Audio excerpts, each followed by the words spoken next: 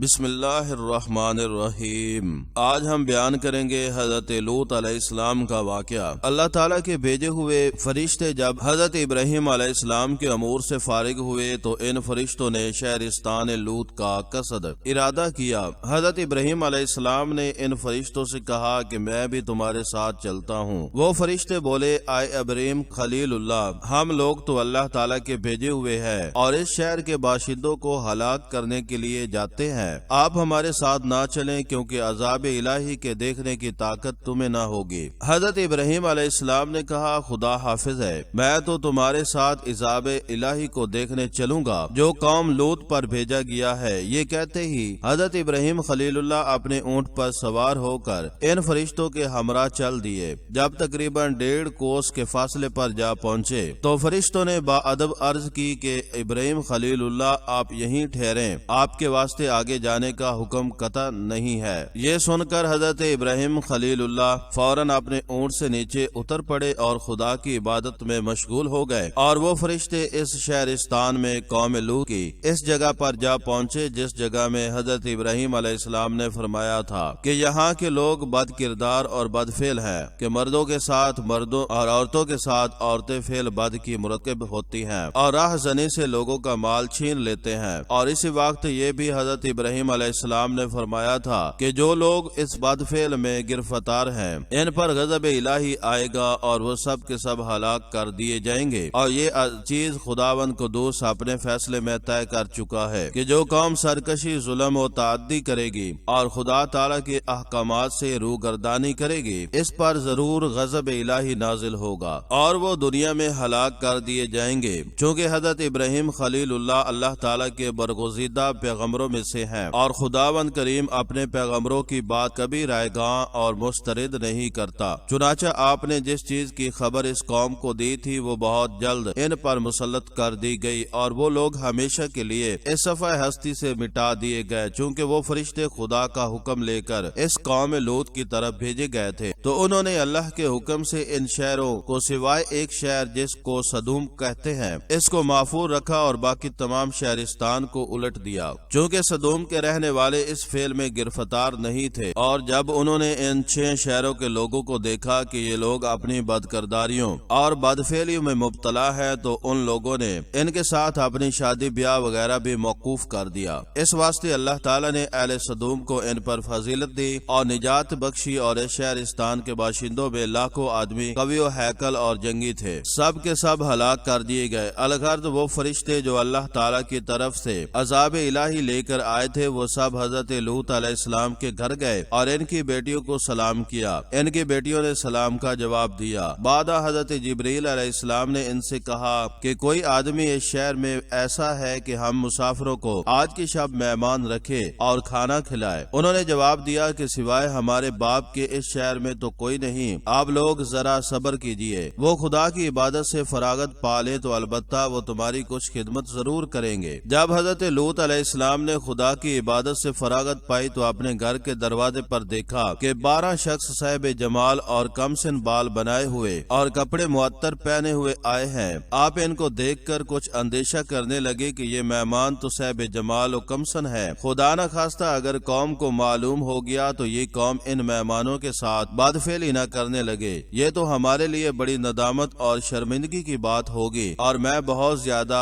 رسوا ہو جاؤں گا اور پھر کہیں بھی اپنا منہ نہ دکھا سکوں گا، لوگ مجھ کو بہت ذلیل کریں گے، جیسا کہ اللہ تعالیٰ نے قرآن پاک کے اندر فرمایا۔ اور پہنچے میرے بھیجے ہوئے حضرت لوط علیہ السلام کے پاس فرشتے، وہ ان کے آنے سے اپنے دل میں رنجیدہ ہوئے اور اپنے جی میں کہنے لگے کہ ہمارے لیے آج کا دن بڑا سخت دن ہے، اور آئی اس کے پاس قوم دوڑتی ہوئی اور وہ سب بے اختیار تھے اور بہت زیادہ منتظر تھے اس فعل بد کرنے کے۔ در حقیقت وہ فرشتے لڑکے کم سن بن کر گئے تھے۔ حضرت لوط علیہ السلام کے گھر میں چونکہ حضرت کو اس قوم کی بد افعالیاں اور بد خویاں اچھی طرح معلوم تھی، اس وجہ سے وہ اپنے دل میں سخت خفا تھے، اور اسی وجہ سے لوط علیہ السلام کو اپنی قوم سے لڑائی کرنی پڑی۔ آخر با مجبوری اور ناچاری ان مہمانوں کو حضرت لوط علیہ السلام اپنے گھر لے گئے۔ حضرت لوط علیہ السلام کی بیوی کافرہ تھی، اس وجہ سے اس نے جا کر اپنی ساری قوم کو ان مہمانوں کی خبر دی، اور وہ قوم لوطی تھی۔ پس ناگہانی قوم کے لوگ حضرت لوط علیہ السلام کی حویلی پر آئے اور بلند آواز سے کہنے لگے کہ اے لوط، تم وہ 12 اشخاص کو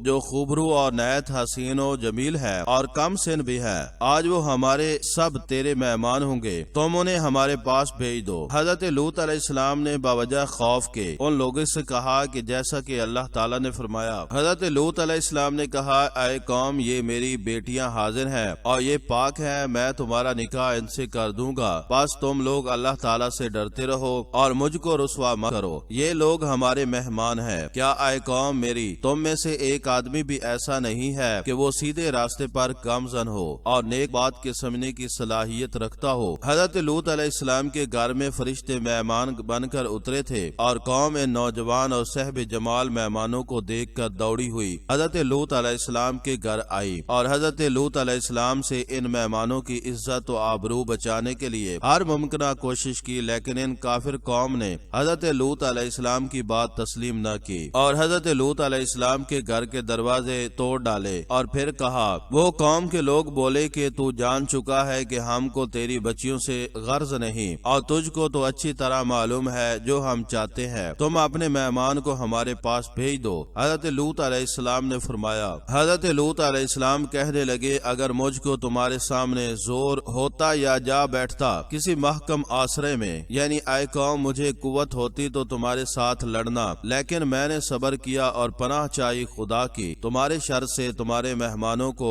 خدا محفوظ رکھے۔ اور فرشتوں کو خدا کی طرف سے یہی حکم تھا کہ جب تک لوط علیہ السلام تمہارے پاس اس قوم بدکار کی شکایتیں 3 دفعہ نہ لاویں، اس وقت تک ہرگز اس قوم سے برائی نہ کرنا اور نام بھی اپنا مت بتانا۔ جب حضرت لوط علیہ السلام نے اپنے گھر آئے ہوئے مہمانوں سے کہا کہ میں اپنے اندر اتنی قوت نہیں رکھتا کہ ان کا باقاعدہ مقابلہ کروں اور ان ملعونوں کے شر سے بچوں اور تم کو بھی بچاؤں اور اس ظالم قوم کو اپنے سے دفع کروں، حضرت لوط علیہ السلام نہایت آبدیدہ ہو کر چلایا اور ناچار ہو کر حضرت لوط علیہ السلام ان مہمانوں کے پاس ناطاقتی کی صورت میں آئے۔ جب 3 مرتبہ حضرت لوط علیہ السلام نے اپنے مہمانوں سے اپنی قوم کی شکایتیں کی اور پھر شدید آبدیدہ ہو گئے، یہ دیکھ کر مہمانوں نے کہا، قول تعالی، مہمان بولے، اے لوط، ہم بھیجے ہوئے ہیں تیرے رب کے اور یہ لوگ ہرگز نہ پہنچ سکیں گے تجھ تک، 100 نکل اپنے گھر سے کچھ رات رہے اور پھر تم میں سے کوئی شخص منہ موڑ کر بھی نہ دیکھے، مگر تیری عورت تو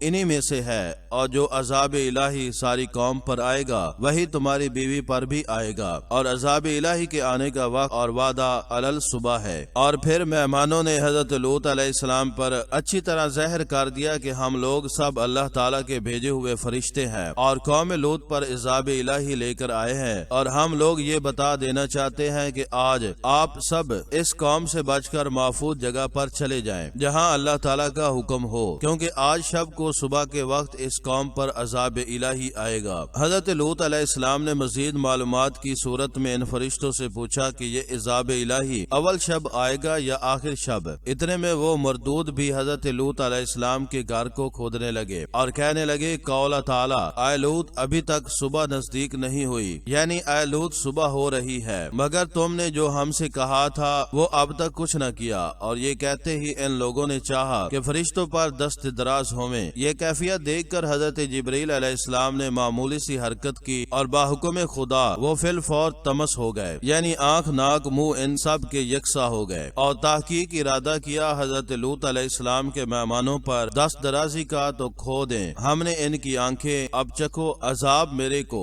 اور پہنچو اس مصیبت کو جو تمہارے واسطے تیار کی گئی۔ پھر اس کے بعد فوراً ہی ان پر عذاب الہی نازل کیا گیا اور وقت بالکل صبح کا تھا تاکہ اللہ تعالیٰ اپنا وعدہ پورا کر سکے اور مجرموں کے کردار کی سزا دے، جیسا کہ اللہ تعالیٰ نے قرآن پاک کے اندر فرمایا، بے شک نازل ہوا ان پر عذاب صبح کے وقت، 100 وہ بڑا عذاب تھا تاکہ تم کو معلوم ہو جائے میرا عذاب اور مصیبت۔ چنانچہ پہلا عذاب اس قوم پر یہ ہوا کہ نہ ان کی آنکھیں رہیں اور نہ ناک اور نہ منہ لگے، واویلا کرنے اور اسی غصے میں بولے کہ لوط نے اپنے گھر میں جادوگروں کو بلا رکھا ہے۔ پھر کہنے لگے، اے لوط، تو اپنے آئے ہوئے مہمانوں سے کہہ دے کہ وہ ہماری آنکھیں اچھی کر دے تو ہم برے فعلوں سے توبہ کر لیں گے۔ یہ سن کر حضرت جبریل علیہ السلام نے اپنا ان کے چہروں پر مل دیا، اسی وقت ان کی آنکھیں صاف اور منہ بالکل درست ہو گئے۔ پھر جب وہ ٹھیک ہو گئے تو انہوں نے پھر ان کی فرشتوں پر دست سرفرازی کا قصد کیا تو اس مرتبہ ان کا تمام بدن خشک اور شل ہو گیا۔ پھر توبہ کی، پھر حضرت جبرائیل علیہ السلام نے اپنا پر ان کی آنکھوں پر اور بدن پر مل دیا، وہ سب اچھے ہو گئے۔ بعد وہ لوگ سب کے سب حضرت لوط علیہ السلام کے گھر سے نکل گئے اور تمام شہر کے دروازے بند کر دیے اور یہ کہہ کر چلے گئے کہ کل لوط کے مہمانوں سے ہم اس کا بدلہ لیں گے۔ حضرت جبرائیل علیہ السلام نے حضرت لوط علیہ السلام کو ماں اہل و عیال کے شہر سے نکال کر حضرت ابراہیم خلیل اللہ کے گھر تک پہنچا دیا۔ چونکہ حضرت لوط کی بیوی کافرہ تھی اس لیے آپ نے اسے چھوڑ دیا اور اپنی بیٹیوں کو لے کر حضرت ابراہیم خلیل اللہ کے گھر داخل ہوئے۔ حضرت ابراہیم علیہ السلام نے حضرت لوط علیہ السلام اور ان کے اہل و عیال کو بڑی چاہت سے رکھا۔ بعد اس کے جب آفتاب طلوع ہوا تو خدا کے حکم سے حضرت جبرائیل علیہ السلام نے اپنا پر زمین کے نیچے دے کر شہرستان لوط کو اس طرح پلٹ دیا کہ ایک پتا درخت کا اور ایک ہلکا دروازے کا نہ ہلا اور گہوارے بھی بچوں کے لغزش میں نہ آئے، بس اسی طرح ہوا پر اڑا دیا۔ اور آواز ان فرشتوں کی حضرت لوط علیہ السلام تک پہنچی اور پھر اس قوم کفار کی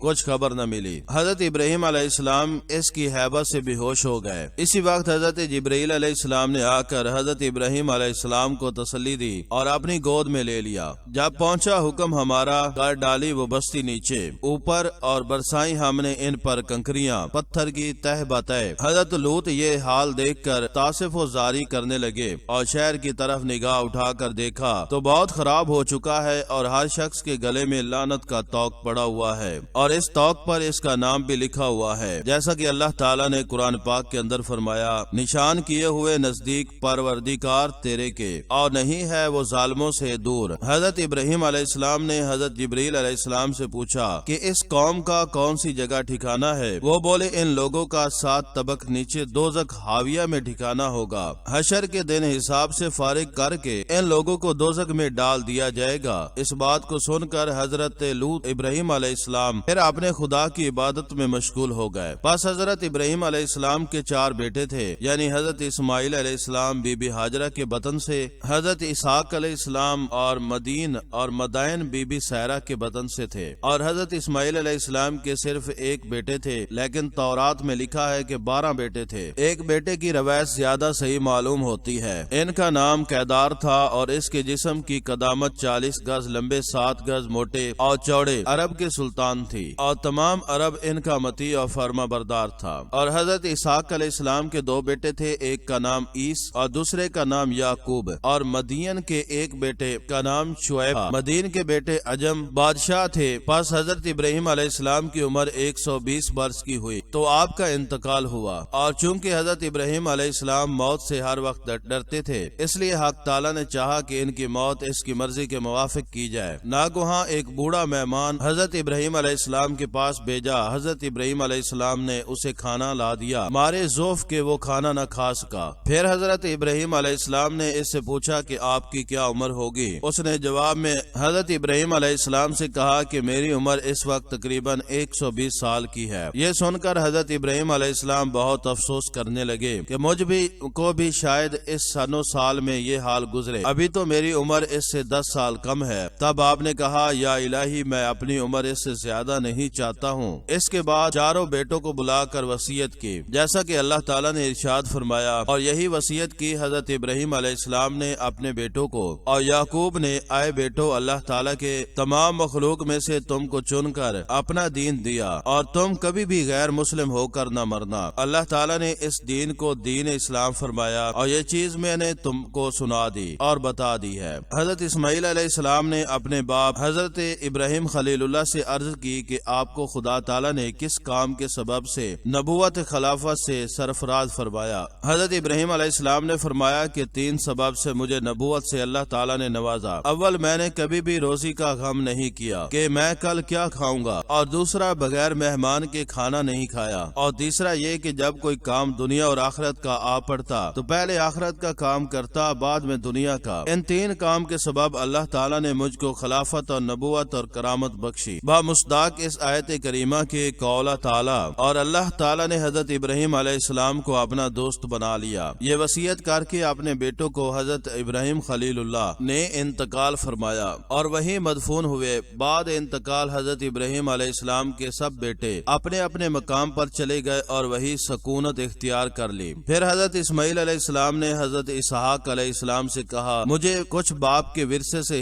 حصہ دو تاکہ باپ کا نشان و تبرک ہمارے پاس بھی رہے۔ اس کے جواب میں حضرت اسحاق علیہ السلام نے حضرت اسماعیل علیہ السلام سے کہا کہ تم ہمارے برابر نہیں ہو، اس لیے میراث سے محروم ہو اور تمہیں باپ کی وراثت سے حصہ نہیں ملے گا۔ اس بات کو سن کر حضرت اسماعیل علیہ السلام کچھ رنجیدہ ہوئے۔ اتنے میں حضرت جبرائیل علیہ السلام نے آ کر حضرت اسحاق علیہ السلام کو کہا کہ تو حضرت اسماعیل علیہ السلام پر فوقیت نہ کر، کیونکہ ان کی پشت سے حضرت محمد صلی اللہ علیہ وآلہ وسلم پیدا ہوں گے جو سید الانبیاء ہے، اور پھر تمام مومن ان کی پشت سے ہوں گے، اور تمہاری پشت سے تمام یہود اور گمراہ پیدا ہوں گے، اور تمہاری اولاد کو ان کی اولاد ہمیشہ خوار رکھے گی، اور بے نکاح لونڈیاں ان پر حلال ہوں گی، اور ان کی امت بہت کثیر تعداد میں ہوگی۔ اس بات کو سن کر حضرت اسحاق اتنے روئے کہ ان کی آنکھوں میں چھالے پڑ گئے، اور وہ اس رونے کی وجہ سے نابینا ہو گئے۔ اس بات کے 2 برس گزرنے کے بعد حضرت جبرائیل علیہ السلام نے آ کر کہا اے اسحاق، میں تم کو خدا کی طرف سے بشارت دیتا ہوں کہ تیری پشت سے 4 پیغمبر پیدا ہوں گے، اور ایک پیغمبر ان میں حضرت موسیٰ ہوگا جو خداوند کریم سے باتیں کرے گا، اور ان کا لقب بھی کلیم اللہ ہوگا، اور خدا چاہے تو تمہیں بینا کرے یا ویسا ہی رکھے۔ اگر تم کو خداوند کریم نے نابینا رکھا تو قیامت میں آنکھیں کھلیں گی اور خدا تعالیٰ کا دیدار ہوگا۔ یہ سن لینے کے بعد حضرت اسحاق علیہ السلام نے کہا کہ بس میں اپنی آنکھیں نہیں مانگتا، اور میں یہ خواہش رکھتا ہوں کہ اس کے عوض خداوند قدوس مجھ کو اپنا دیدار دکھائے۔ حضرت اسحاق علیہ السلام کے 2 بیٹے تھے، ان کا نام عیس اور یعقوب تھا۔ جب یہ دونوں بڑے ہوئے تو حضرت اسحاق نے انتقال فرمایا اور اپنے والد کی قبر کے پاس دفن ہوئے۔ Thanks for watching video.